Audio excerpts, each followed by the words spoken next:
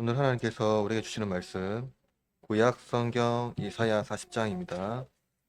구약 성경 이사야 40장 1절에서 11절 말씀입니다. 다 찾으신 줄 알고 제가 하나님 말씀을 읽도록 하겠습니다. 이것은 살아계신 하나님의 말씀입니다. 귀 기울여 들으십시오. 너희의 하나님이 이르시되 너희는 위로하라 내 백성을 위로하라. 너희는 예루살렘의 마음에 닿도록 말하며 그것에게 외치라. 그의 노역의 때가 끝났고 그의 죄악이 사함을 받았느니라. 그의 모든 죄로 말미암아 여호와의 손에서 벌을 배나 받았느니라 할지니라 하시니라. 외치는 자의 소리여 이르되 너희는 광야에서 여호와의 길을 예비하라. 사막에서 우리 하나님의 대로를 평탄하게 하라. 골짜기마다 도두어지며 산마다 언덕마다 낮아지고 고르지 아니한 곳이 평탄하게 되며 험한 곳이 평지가 될 것이요 여호와의 영광이 나타나고 모든 육체가 그것을 함께 보리라. 이는 여호와의 입이 말씀하셨느니라.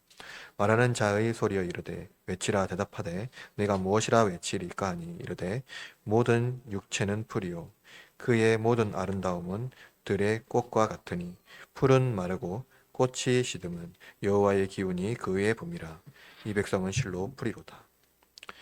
풀은 마르고 꽃은 시드나 우리 하나님의 말씀은 영원히 서리라 하라. 아름다운 소식을 시온에 전하는 자여 너는 높은 산에 오르라. 아름다운 소식을 예루살렘에 전하는 자여 너는 힘써 소리를 높이라. 두려워하지 말고 소리를 높여 유다 성읍에게 이르기를 너희의 하나님을 보라 하라. 보라, 주 여호와께서 장차 강한 자로 임하실 것이요 신이 그의 팔로 다스릴 것이라. 보라, 상급이 그에게 있고 보응이 그의 앞에 있으며 그는 목자같이 양떼를 먹이시며 어린 양의 그 팔로 모아 품에 안으시며 젖먹이는 암컷들을 온순히 인도하시리로다. 2024년 한 해가 이제 곧 마무리됩니다. 오늘은 2024년 마지막 주일이죠. 벌써 한 해가 마무리되는 시점에서 우리는 오늘 본문 말씀을 통해서 참된 위로와 믿음을 살펴봄으로써 올해 한 해를 감사하는 마음으로 마무리하려고 합니다. 여러분 혹시 사람에 대하여서 서운함을 그러니까 어떤 실망 혹은 서운함, 그런 감정을 느낀 적이 있습니까? 무조건 내 편이 되어야 하는 사람이 나에게 나의 어떤 실수를 지적하거나 때로는 감정적으로 내 편이 아니다고 생각될 때 우리는 종종 서운함을 느낄 수 있습니다. 그러나 서운함을 느끼는 감정에는 무조건이라는 전제가 붙어 있기 때문에 더 크게 느껴질 수 있다는 것이죠. 우리는 어떤 사람에게 애착을 느끼면, 특별히 우리는 부부에게 그런 애착을 많이 느끼죠. 그래서 그에게 무조건이라는 딱지를 붙입니다. 그래서 어떤 경우에도 설령 내가 실수하거나 잘못한 경우에도 나의 편이 되어야 한다는 생각을 우리는 종종 하지요. 만약 그렇지 않으면 사람마다 차이는 있겠지만은 어떤 사람 같은 경우에는 심각한 상처를 받기도 합니다. 대부분 상처를 받겠죠. 실수하고 연약한 사람에게도 이렇게 우리는 실망을 종종 하는데 하물며 전지전능한 신에게는 어떨까요? 여러분은 하나님께서 만약 여러분이 원하는 것, 간절히 바라는 것을 해주지 않고 의외의 인물, 심지어 하나님을 믿지 않는 인물에게 내가 원하는 것들을 그들에게 돌아간다면 우리는 종종 하나님에 대하여 실망할 수 있을 것 같습니다. 하나님은 무조건 나의 편이고 나를 위한 분이라고 생각하기 때문이죠. 저도 종종 그런 생각을 많이 합니다. 하나님이 내 편이라면 나에게 좋은 일이 많이 발생해야 되는데 나에게 일어나는 일들은 어둡고 하나님 믿지 않는 사람들에게 오히려 더 밝은 일들이 많이 일어났을 때 과연 하나님은 나의 편인가 하는 생각을 종종 하지요. 심지어 저는 부부에게도 제 아내에게도 그런 생각을 많이 합니다. 하나님 오늘 본문에서 그런데 이러한 감정들, 그러니까 하나님 당신 나의 편이라면 우리의 입장에서 하나님 서야 된다라는 이러한 감정을 오늘 본문에서 잘 볼 수가 있습니다. 남유다는 하나님이 무조건 자기 편이라고 생각했습니다.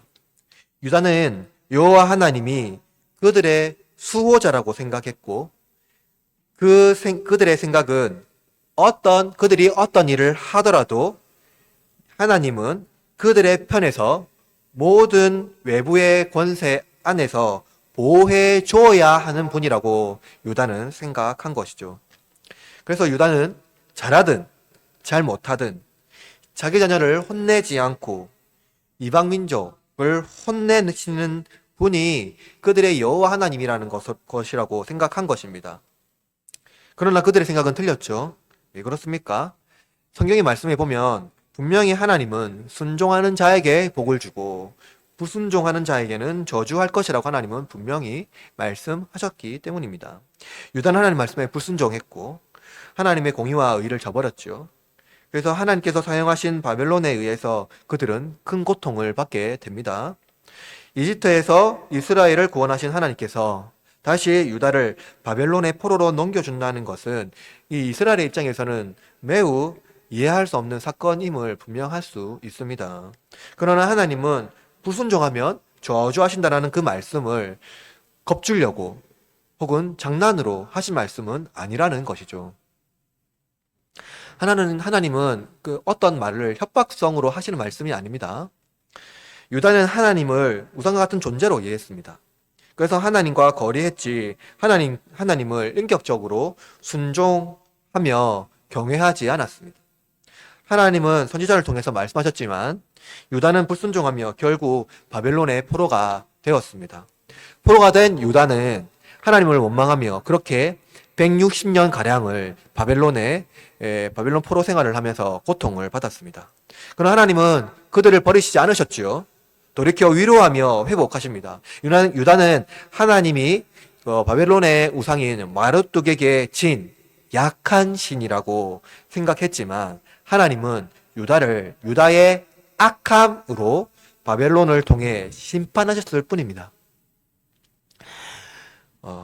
하나님은 유다를 내버려 두지 아니하시고 오늘 본문의 말씀에 보면 강한 자로 목자로 오셔서 그들을 돌보시고 다시 인도해 주는 것을 알 수가 있습니다. 오늘 본문 말씀을 통해서 2024년 한 해를 통해서 하나님께서 우리를 또 우리 공동체를 어떻게 돌보셨는지를 살펴보고 또 함께 위로와 은혜의 시간을 누렸으면 좋겠습니다. 네. 먼저 하나님은 우리의 위로자입니다. 우리가 읽은 이사야 40장은 이스라엘 구원 역사를 이루는 중요한 부분인데요. 여러분 혹시 이런 말 들어봤습니까? 이사야 이 책 한 권이 신구약 성경을 함축하는 요약본이라는 말을 들어본 적이 있죠. 사실은 이사야 이 구조를 보면 매우 어떤 그러한 구조를 잘 가지고 있습니다.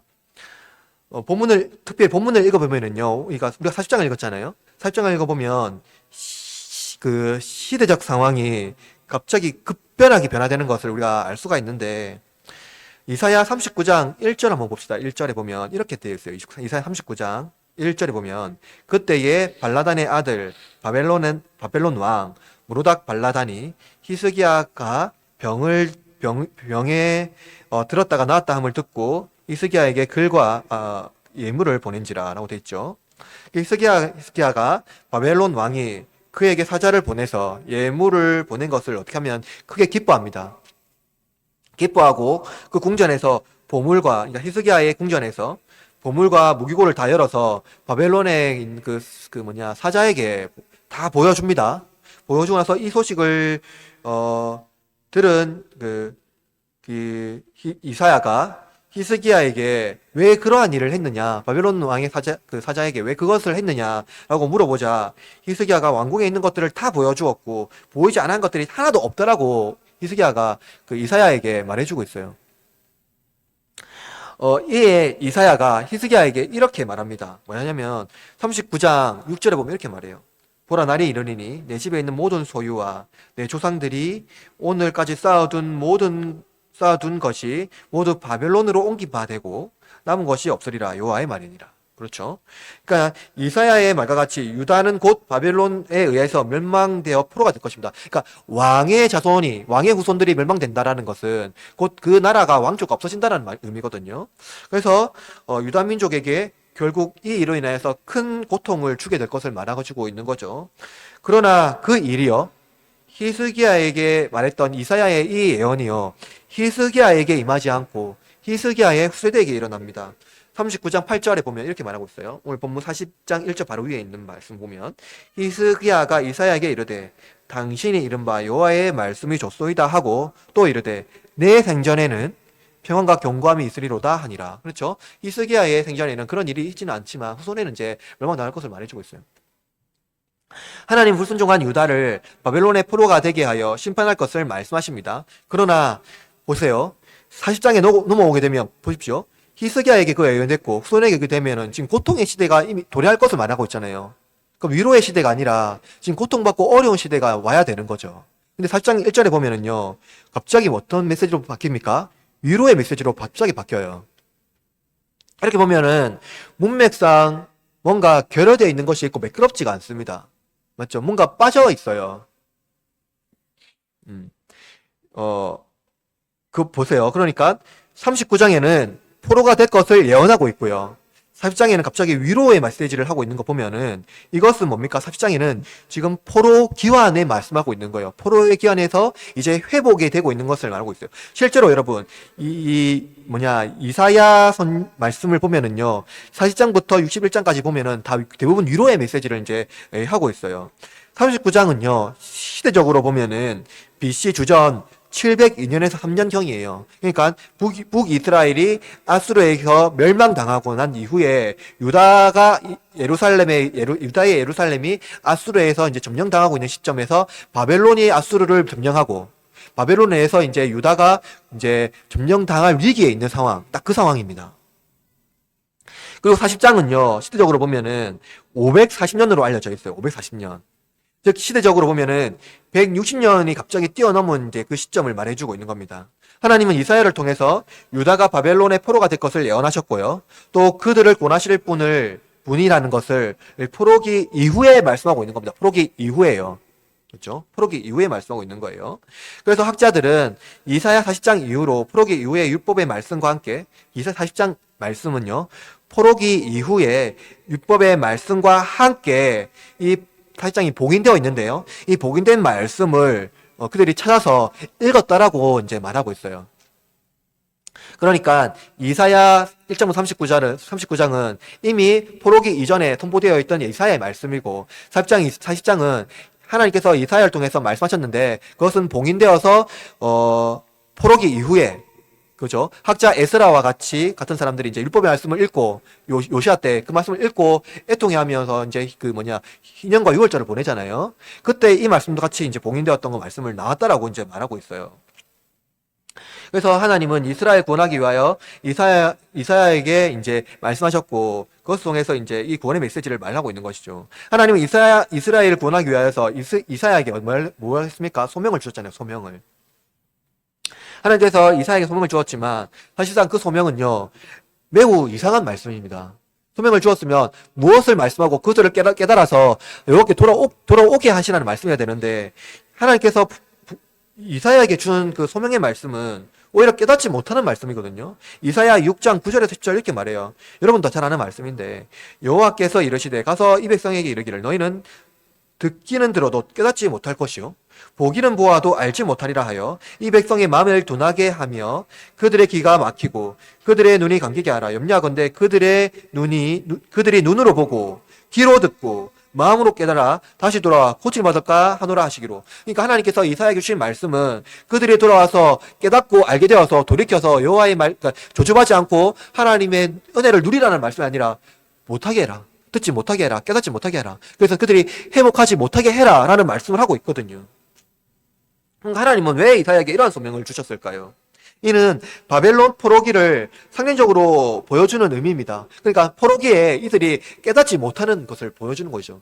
그러니까 하나님은 그들이 기도해도 응답하지 않고 하나님 앞에 부르짖어도 하나님 그들의 말씀에 전혀 말하지 않는 것을 보여줍니다. 특별히 유다가 칠흑 같은 암흑 속에 하나님께 부르짖어도 하나님이 응답하지 않는 것을 보여주죠. 또 이것은 성경 전체 맥락에서 무엇을 보여줍니까? 말라기 시대에 하나님이 이스라엘 백성이 그들에게 하나님 앞에 부르짖어도 하나님 그들에게 응답하지 않는 그 암흑의 시기를 보여주고 있거든요. 하나님은 그들의 응답에 응답하지 않습니다. 그들이 하나님을 우상처럼 대했기 때문이에요. 그러나 하나님은 하나님의 시간에 맞추어서 그들의 고통에 응답하십니다.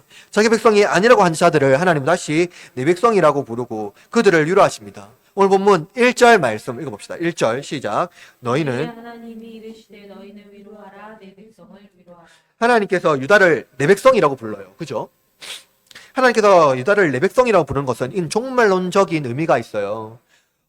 그리고 종말론적으로 하나님의 백성이 어떻게 세워지는지 이것을 은유적으로 표현한 겁니다. 그리고 하나님께서 유다를 내 백성이라고 부른 것은, 내 백성이라고 불렀잖아요. 이것은 친구 혹은 이웃을 부르는 호칭이 아니에요.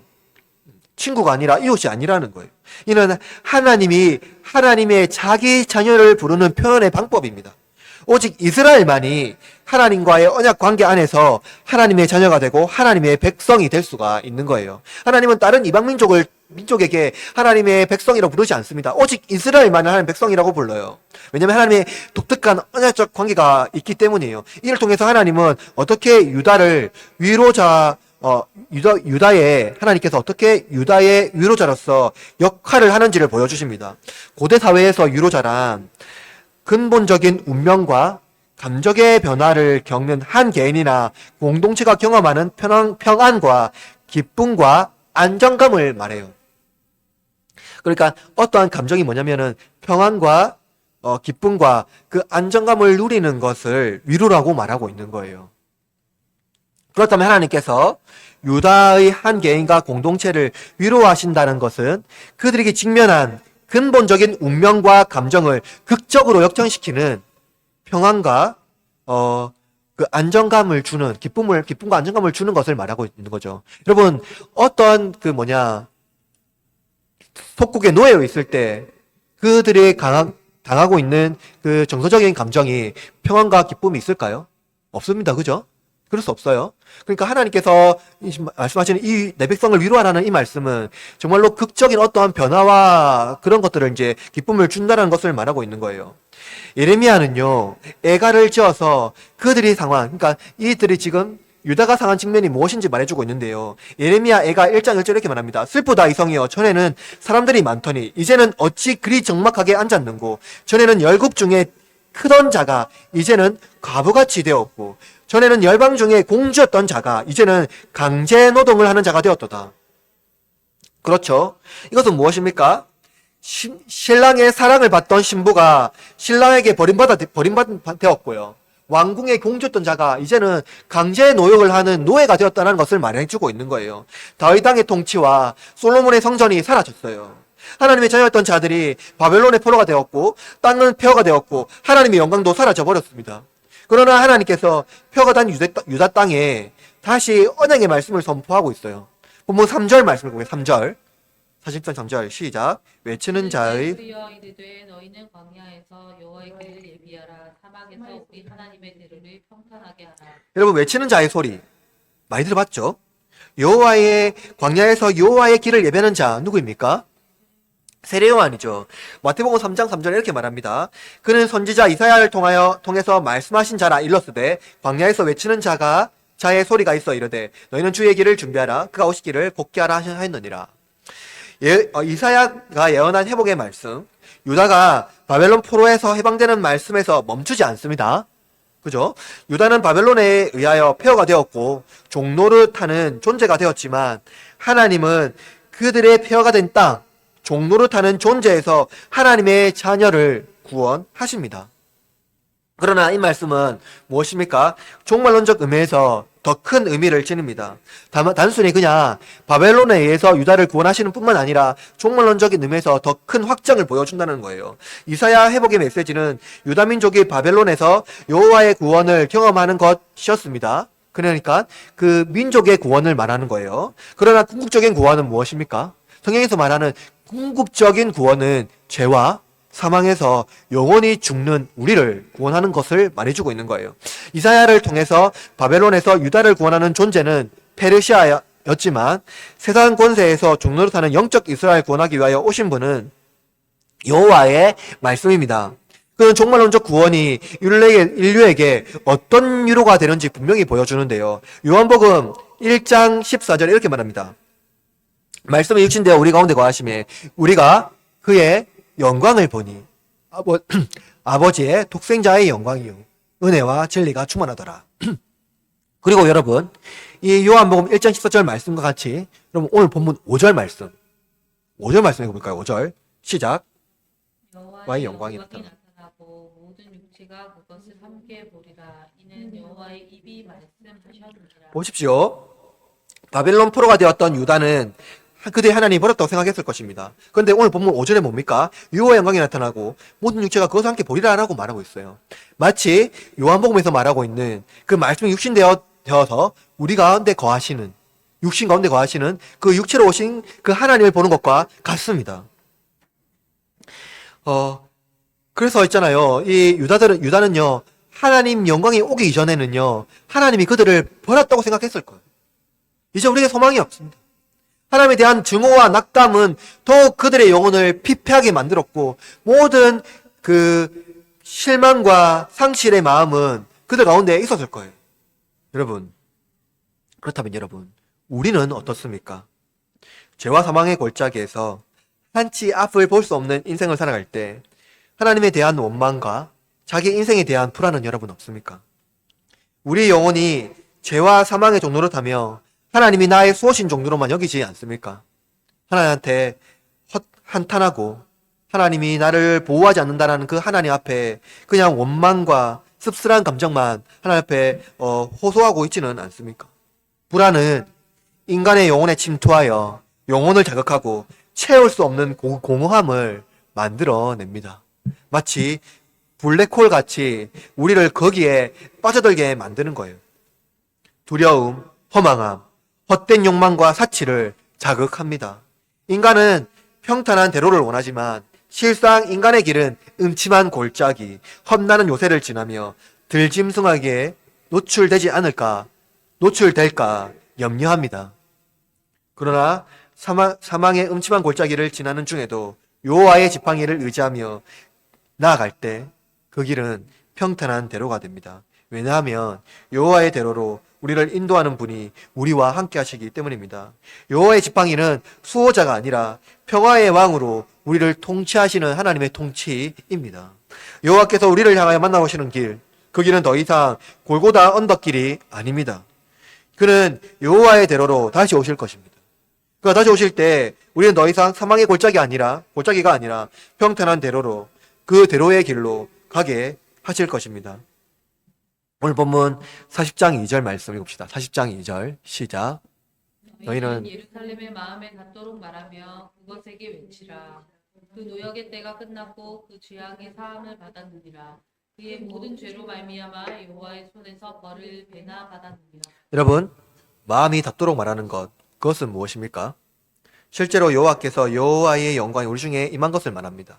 그러니까 하나님이 말씀하시는 마음에 와닿게 말하는 것은 어떤 뜬구름 잡는 말이 아니라 실제로 하나님이 어떻게 우리를 구원하시는지 그 실제적인 사건을 분명히 보여주는 것입니다. 그리고 그 마음에 와닿는 것은 참된 위로자가 어떻게 우리를 위로하는지를 분명히 보여주는 거예요. 그 실제가 우리에게 무엇이라고 위로합니까? 바벨론의 포로로 있었던 유다에게 너희의 노역의 때가 끝났고 그 제약이 상을 받았다라고 말합니다. 그들이 바벨론 포로로 있던 시절 모든 고난으로 말미암아 그들의 제약이 제거되었다고 말합니다. 그들이 여호와를 떠나 우상을 섬겼던 모든 죄가 이제 제거되었다고 말하고 있어요. 그럼 실제로 이들이 여호와 앞에 완전히 죄가 제거되었던 것이 아니라 그가 받았던 그 고난의 세월 동안 하나님이 그들의 제약에 대한 형벌이 모든 것이 이제 종결되었다라고 말하고 있는 거예요. 그렇다면 여러분, 이 말씀, 바벨론 포로 시기에 있었던 이들이 하나님의 그 긍휼함을 얻고 그 죄가 사해졌다라는 그 말씀이 우리에게는 어떻게 적용이 됩니까? 죄와 사망의 음침한 골짜기를 지나는 여러분, 내 삶이 그것으로 충분히 용서가 되었다는 거예요. 세상에서 얻은 모든 고난과 고통, 그리고 괴로움은 그것으로 충분하다는 것입니다.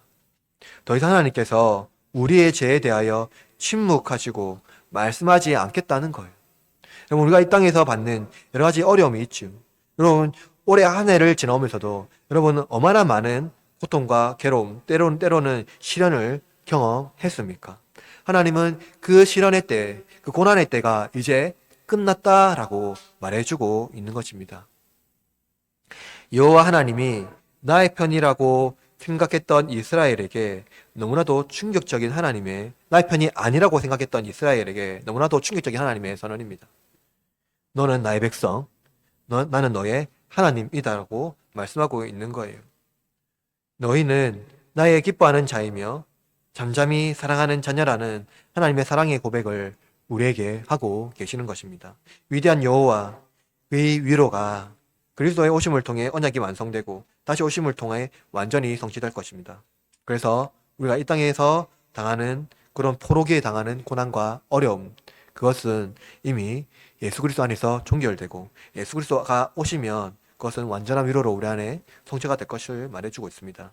그렇다면 여러분, 당시 유대 역사적으로 어떻게 이 말씀이 이루어졌으며 유대 역사를 통하여 또 종말론적으로 우리에게는 어떤 구원의 성취가 이루어졌을까요? 성경은 여러분 역사책이 아닙니다. 하나님께서 택하신 사람을 통하여 성령의 영감으로 쓴 책이며 운적인 메시지가 많습니다. 하나님은 이 운율을 통해서 하나님이 어떤 분인지 나타내시며 강력한 세속권세를 어떻게 사용하는지 가르쳐 주십니다. 본문 6절 말씀을 봅시다. 6절 말씀 시작. 말씀하는 자의 소리여 이르되 외치라. 대답하되 내가 무엇이라 외치리까 하니 이르되 모든 육체는 풀이요 그의 모든 아름다움은 들의 꽃과 같으니. 여러분, 육체는 풀이요 그의 모든 아름다움은 들의 꽃과 같으니 라고 본문은 말씀하고 있습니다. 본문에서 말씀하고 있는 이 육체는 강력한 힘을 지닌 이 바벨론을 상징합니다. 그런데 강력한 육체를 풀로 비유하고 있지요. 그리고 아름다움을 들의 꽃과 같다고 말합니다. 여러분, 꽃은 매력적이죠. 꽃은 아름답습니다. 꽃에서 나오는 향기, 아름다움은 우리를 기분 좋게 합니다. 바벨론 제국은 당시 그 꽃과 같은 존재였습니다. 강력한 군사력과 최고의 경제력은 당시 최고의 제국을 이루었던 신흥 강국이었고 주변 국가에게는 국가 같이 아주 매력적인 제국이었습니다. 바벨론은 당시 강력한 국가였던 아수르와 이집트, 애굽을 한 번에 장악했던 굉장한 나라였어요. 그들의 아름다움은 영원히 지속될 것 같았고 해가 지지 않는 영원한 나라를 꿈꿨을 것입니다. 그들은 자기 힘을 자기 신으로 섬기던 자들이었고 그들의 신 마르뚝과 여신 이슈타르는 그들에게 최고의 영광을 주었다고 생각했을 것입니다. 주전 4세기 역사가 헤르도토스는 바벨론 도성을 난공불락의 성으로 묘사했습니다. 성벽에는 거대한 마차가 6대가 한 번에 지나갈 수 있도록 두텁게 되어 있는 성벽이었고 매우 견고한 성벽이었습니다. 그리고 그 성벽은요 2개의 성벽으로 이루어졌다고 하니 웬만해서는 침략하기란 너무나도 어려운 성이었습니다. 역사가에 의하면 바벨론은 인류 역사상 가장 위대한 제국을 형성했다라고 말하고 있습니다. 또한 그들은 영원한 나라를 꿈꿨지요. 바벨론은 역사상 최고의 권세를 지닌 거대한 제국이었습니다. 그들은 꽃처럼 화창하게 피어났으며 번성했습니다. 그러나 여러분 7절 말씀 읽어볼까요? 7절 시작. 푸른 마르고 시작. 푸른 마르고 꽃이 시들면 여호와의 기운이 그 위에 불미라. 이 백성은 실도 풀이로다. 여러분 고대 근동 지역에는요 굉장히 건조하지요. 건조한 지역입니다. 근데 거기에 동풍이 한 번씩 분다고 합니다. 그 동풍은요 수분이 없고 건조한 그 온난한 바람이라고 말합니다.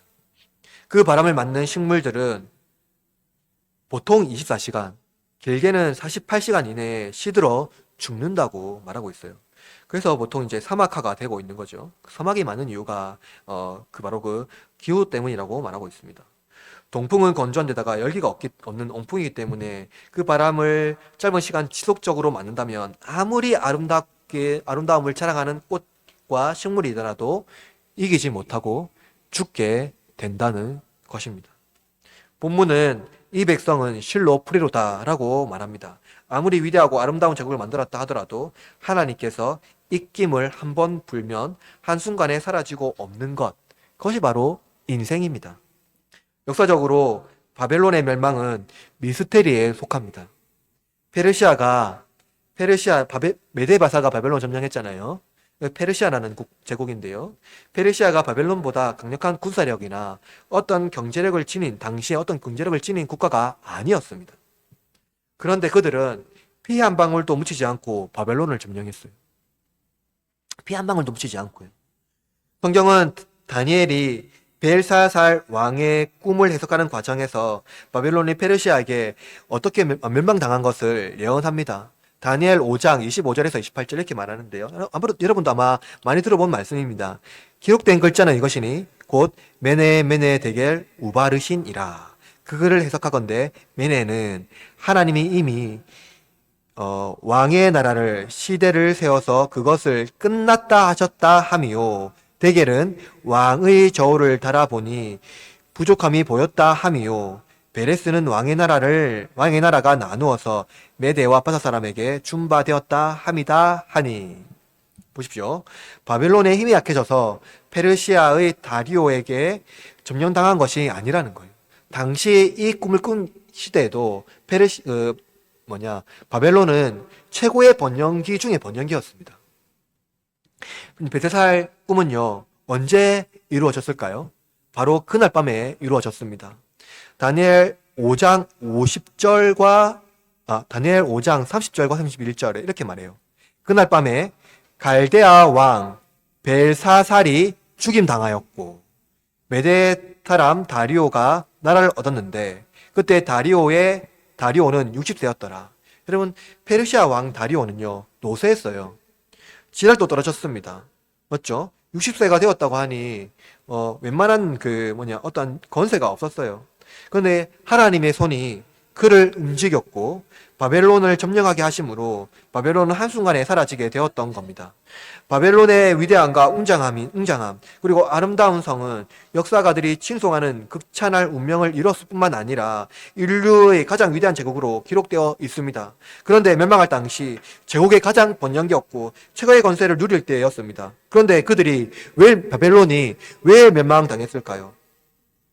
한 번 더 읽어봅시다. 40장 8절 말씀. 오늘 본문 8절 시작. 푸른 마르고 묻은 씨드나. 그렇죠. 바벨론이 아무리 강하더라도 영원하지 못합니다. 현대사회는 외모에 대한 관심이 극대한 시대이죠. 아름다운 몸매뿐만 아니라 경제력, 능력, 자아를 보여주는 가장 명백한 증거는요, 보여주는 것이라고 말합니다. 권세와 명예인 거죠. 무엇보다 자신의 능력을 입증하는 시대가 오늘날 시대예요. 바벨론같이 화려한 능력으로 자신의 능력을 과시하는 것이 오늘날 시대의 세계관입니다. 그러나 아무리 아름다움도 강력한 능력을 가진다고 하더라도 하나님이 입김이 부는 순간 한순간에 사라져 없는 것에 불과한 것입니다. 능력이 없어지고 사라지는 것은 하나님의 입김에 의해서 한순간에 사라지고 없다는 것입니다. 그것은 무엇입니까? 가장 화려하게 꽃피우는 순간에 하나님 그것을 사라지게 할 수 있다는 거예요. 여러분, 우리의 힘은 어디에 있습니까? 여호와 말씀에 있습니다. 하나님께서 유다를 구원하시겠다고 말씀하셨다면 바벨론이 유다를 지배하기 위하여 하나님을 저항할 수 있는 힘은 없습니다. 마찬가지로 죄와 사망 가운데 있는 우리를 하나님께서 구원하시겠다고 말씀하신다면 하나님을 저항할 수 있는 사탄의 권세는 아무런 힘을 얻지 못합니다. 칼빈은 바벨론을 점령한 페르시아의 고레스의 칙령을 통하여서 유다를 예루살렘에게 귀환시킨 사건을 배경으로 이렇게 말한 바가 있는데요. 바벨론의 정복자였던 페르시아인들에게 자기의 백성을 귀환하는데 길을 예배하도록 명령하신 것은 이 세상의 그 어떤 것도 자신의 약속을 성취를 방해하지 못할 것이요. 그러니까 이 세상의 어떤 것도요, 하나님의 말씀을 방해할 수 있는 것은 없다라고 말하고 있어요. 세상의 그 무엇도, 그 어떤 권세로도 하나님 말씀을 저항할 수가 없습니다. 세상에 어떤 것도 영원할 수 없고 썩고 부패하고 사라지지만 하나님 말씀만은 영원하기 때문입니다. 그와 같은 아름다운 문화를 이루고 위대한 권세와 나라를 만들었다 하더라도 그것은 순간의 찰나에 불과합니다. 하나님의 영혼에 비하면 순간의 찰나에 불과하죠. 여러분, 지금 온 세계에서 미국이 가장 강력한 권세를 가지고 있다고 말하지만 그 권세는 한 찰나에 불과합니다. 하나님 바람 한번 휘두르면 사라지고 없어질 거예요. 중국이 지금 부상하고 있다고 하지만 한순간에 불과합니다. 세상 나라의 권세도 하나님의 나라의 영광에 비하면 찰나의 순간에 불과하지만 하나님 말씀은 영원하듯이 하나님의 예수 그리스도의 권세는 영원하며 그의 나라는 끝이 없습니다. 21세기에 살아가는 여러분, 2025년이 다가오고 인류는 영원한 나라를 기대할 기술과 자본, 그리고 상상하지 못할 신의 영역까지 넘보려고 합니다. 가장 강력한 힘을 지니고 있을 때 하나님은 입김으로 그 화려함이 얼마나 허무한 것인지 보여주십니다. 우리의 소망, 우리가 가지고 있는 어떤 능력에 있는 것이 아니라 여호와 하나님의 말씀에 있습니다. 더욱더 번영할수록 하나님을 경외하십시오. 교만하려는 우리의 육체가 자리 잡는 순간에 겸손하신 그리스도를 바라보십시오. 우리의 인생은 풀과 꽃과 다름이 없습니다. 화려한 듯 보이지만 하나님의 입김에 한순간에 사라집니다. 그러나 하나님께서 포기와 같은 우리를 보호하시며 성장시킵니다. 힘과 권세와 능력을 의지하지 마시고 여호와를 의지하십시오. 왜냐하면 하나님은 우리의 목자이시기 때문입니다. 하나님 유다에게 전령을 보내어서 그들의 해방을 모든 유다 백성들에게 전하게 하십니다. 그럼 9절 말씀을 읽어볼까요? 9절 시작.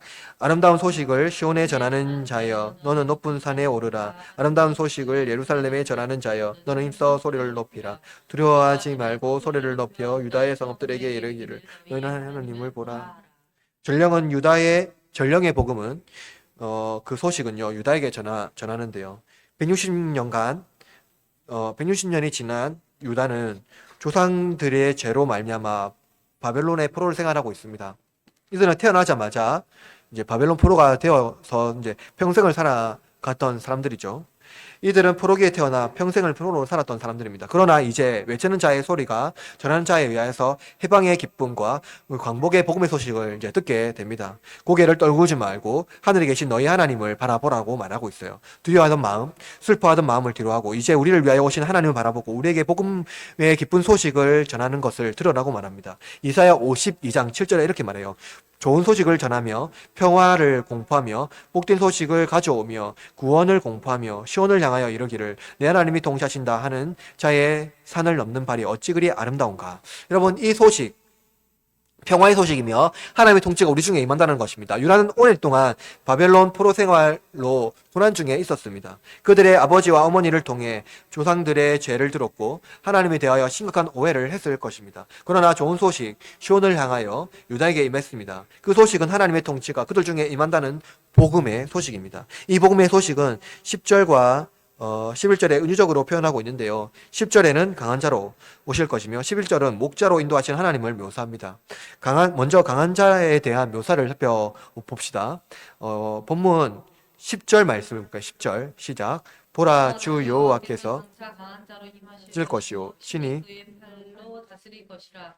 보라 상급이 그에게 있고 보응이 그의 앞에 있으며. 여러분, 유다는요 하나님이 바벨론의 마르뚝에 비하면 약한 신이거나 혹은 유다 민족을 버리신 하나님으로 오해했을 것입니다. 그러나 하나님은 이스라엘의 만군의 여호와로 알려졌으며 그를 대적할 자가 없습니다. 이스라엘 자기 힘으로 가난 족속을 이긴 적이 한 번도 없고 다윗은 자기 힘으로 골리앗을 이긴 것이 아닙니다. 하나님은 항상 유다를 보호하셨고 그들이 돌이키기를 기다리셨습니다. 그러나 그들이 불순종하여 벌을 받았고 하나님은 자기의 긍휼하심으로 그들을 구원하십니다. 하나님은 능력이 없어서 유다가 바벨론 포로가 된 것이 아닙니다. 하나님이 능력이 없어서 우리가 이 세상의 권세 앞에 무기력하게 서 있는 것이 아니라는 거예요. 문제는 불순종입니다. 우리는 하나님 말씀보다 바벨론의 아름다움을 부러워하는 것, 하나님을 섬기는 것, 보다 세상 권세를 부러워하는 것 때문에 우리는 하나님의 권능을 경험하지 못합니다. 이스라엘은 하나님 말씀에 순종할 때 승리했고 불순종할 때 패배했습니다. 하나님은 순종하는 자들에게 상을 주시고 은혜를 베푸십니다. 하나님은 결코 하나님을 순종하는 하나님을 대적하는 자들에게 백성을 빼앗기지 않고 영광을 빼앗기지 않습니다. 하나님은 만군의 여호와죠. 하나님이 이스라엘 백성들을 떠난 것이 아니라 하나님이 그들이 하나님 말씀을 신뢰하지 않으므로 하나님을 떠난 것입니다. 그러나 하나님은 떠난 우리를 다시 찾아오십니다. 대적의 손에서 우리를 다시 건져내십니다. 그분은 만군의 여호와이죠. 그러므로 강한 용사이신 하나님을 여러분 신뢰하시길 바랍니다. 세상의 권세가 우리의 힘이 아니라 여호와의 강한 손이 우리의 힘입니다. 하나님께 기도함으로써 우리는 우리의 영적 능력을 배양하고 힘을 내어 승리하는 여러분이 되시기를 바랍니다. 둘째로 목자 같은 하나님입니다. 11절 말씀 읽어봅시다. 11절 시작. 그는 목자같이 양떼를 먹이시며 발로 모아 품에 안으시며 먹이는 안팎들을 온순히 인도하시리라. 우리가 읽었던 11절 말씀과 가장 밀접한 관련되어 있는 말씀은 시편 23편 말씀인데요. 시편 23편 1절과 3절 이렇게 말합니다. 여호와는 나의 목자시니 내게 부족함이 없으리로다. 그가 나를 푸른 풀밭에 누이시며 쉴만한 물가로 인도하시노다. 내 영혼을 손이시키시며 자기 이름을 위하여 의의 길로 인도하시는도다.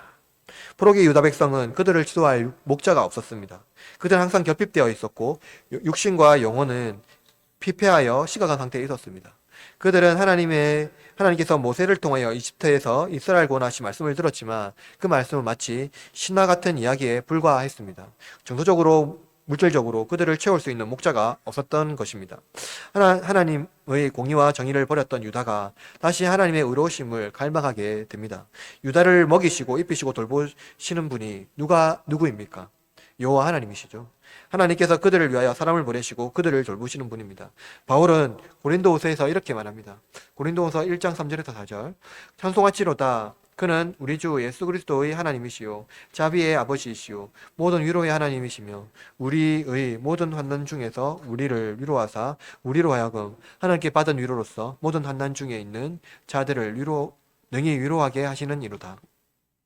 여러분, 참된 위로자는 그리스도이십니다. 그가 우리의 참목자이죠. 모든 결핍에서 우리를 먹이시는 분은 예수님이며 우리를 영생으로 인도하시는 분이 예수님입니다.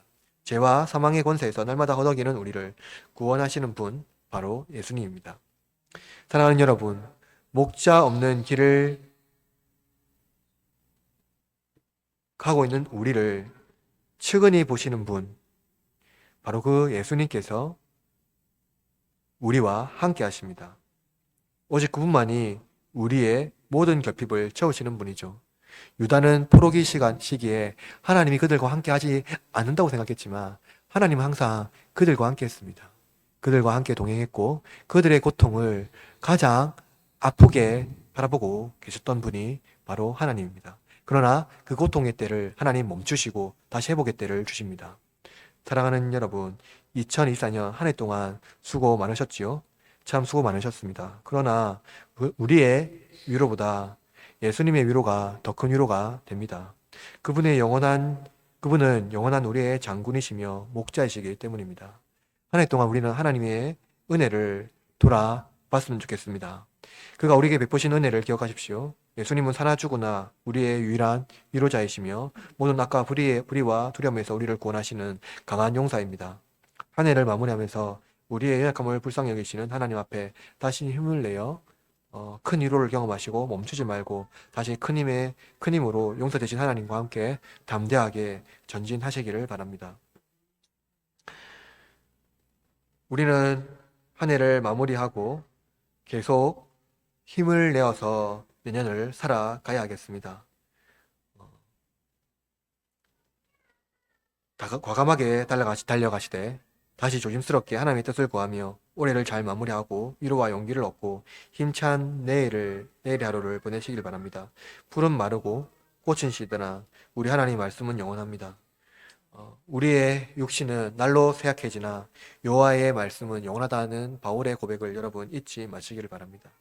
새해 복 새해 복 많이 받으시고 삼위 하나님의 은혜가 항상 여러분의 삶과 또 가정과 또 우리 교회 위에 항상 함께 하시기를